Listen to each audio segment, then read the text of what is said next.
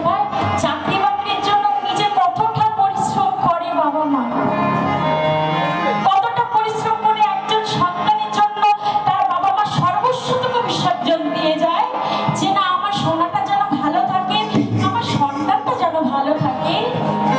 বাবা মারা নিঃস্বার্থভাবে ভালোবাসে, বাবা মায়ের ওপরে কোনো জিনিস হয় না। একমাত্র বাবা মাই হলো সর্বশ্রেষ্ঠ মানুষ, যে মানুষটা নিঃস্বার্থভাবে ভালোবাসে।